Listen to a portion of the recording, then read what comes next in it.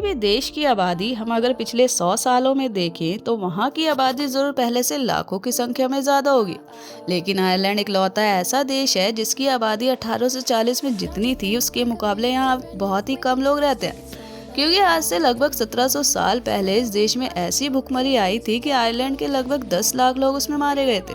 इसलिए आज के समय में जो आयरलैंड के द्वीप हैं वह ज्यादातर खाली पड़े हैं। अपनी आबादी को बढ़ाने और इन द्वीपों पर लोगों को बसाने के लिए आयरलैंड की सरकार दूसरे देश के लोगों को अपने इन द्वीपों में बसने आबाद करने के लिए 71 लाख रुपए तक की योजनाएं दे रही है। इसके अलावा आयरलैंड एक ऐसा देश है जिसकी संस्कृति और सभ्यता हजारों साल पुरानी है, जहाँ के लोग अपने रीति रिवाजों को पूरे नियमों के साथ निभाते हैं। यहाँ बहुत सारे किले, राजमहल और आधुनिक इमारतों का संगम एक साथ देखने को मिलता है। आइए जानते हैं इस बेहद सुंदर देश आयरलैंड के बारे में। लेकिन उससे पहले वीडियो को एक लाइक कर चैनल को सब्सक्राइब जरूर कर लें। तो दोस्तों, ये है आयरलैंड, जो कि एक आइलैंड देश है।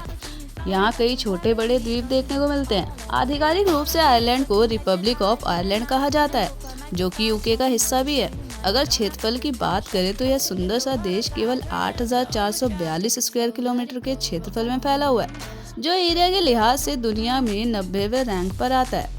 इसकी ज्यादातर जमीन पर पानी है और केवल 15 से 20% हिस्से पर ही यहाँ पर लोग बसे हुए हैं। ये है देश की राजधानी, यहाँ का सबसे बड़ा शहर डबलिन, जिसमें सबसे ज्यादा लोग रहते हैं, क्योंकि यहाँ नौकरियां हैं, आधुनिक तकनीक है, इंटरनेट है, साफ सुथरी सड़कें हैं और शानदार यातायात के साधन है। इसके अलावा डबलिन शहर का इतिहास भी काफी दिलचस्प रहा है। इस शहर को आज से लगभग 1200 साल पहले बसाना शुरू किया गया था, जिसे बसाने वाले थे वाइकिंग्स। वाइकिंग एक समूह था जो अपने जमाने में मशहूर योद्धा हुआ करते थे। उन्होंने यूरोप के कई उत्तरी बर्फीली देशों में जाकर रहने की शुरुआत करी थी और उन्हीं में से ये एक शहर था। वाइकिंग्स ने यहाँ एक काली झील देखी और फिर उसी के किनारे बसते चले गए। ये जो नाम है डबलिन, असल में उसका मतलब भी काला तालाब होता है। इस पूरे शहर के बीचों बीच से एक नदी बहती है जिसे लीफी कहा जाता है। ये नदी शहर को 2 हिस्सों में बांटती है। एक तो साउथ डबलिन, जो कि समृद्ध है, इस तरफ ट्रिनिटी कॉलेज डबलिन, कस्टल और सेंट स्टीफन ग्रीन देखने को मिलता है। इसके अलावा दूसरा हिस्सा जो कि नॉर्दर्न डबलिन है, उस हिस्से में ओ कनल स्ट्रीट, क्रॉक पार्क और फिशबर्ग देखने को मिलता है। वैसे तो राजधानी में बहुत सारे म्यूजियम हैं, लेकिन देश का सबसे प्रसिद्ध म्यूजियम आपके सामने है। इसका नाम है the national museum of Ireland. इस म्यूजियम को देखने को मिलता है आयरलैंड का इतिहास, कला, संस्कृति और दस्तावेज। मुख्य रूप से इस पूरे म्यूजियम को 4 भागों में बांटा गया है। पहला आर्कियोलॉजी सेक्शन, दूसरा डेकोरेटिव आर्ट्स और इतिहास का सेक्शन, तीसरा नेचुरल हिस्ट्री का सेक्शन और चौथा मध्य युग का सेक्शन। यहाँ आपको उस दौर के बर्तन, पत्थर, तलवारें, ढाल देखने को मिलेंगे। सैकड़ों साल पहले किस तरह यहाँ पर रहने वाले लोग सोने के जेवर पहनते थे, राजा किस तरह अपने सोने के जेवर बनवाते थे, कैसे हजारों साल पहले इन सोने के पत्थरों को निकालकर तराशा जाता था, उन्हें पिघलाकर इतने सुंदर डिजाइन बनाने जाते थे। इसके अलावा बहुत से चित्र और कला भी यहाँ पर आपको नजर आएंगी, क्योंकि आयरलैंड में रहने के लिए नाव होना बहुत जरूरी है। तो यहाँ आपको उस जमाने की नाव तक देखने को मिलेगी।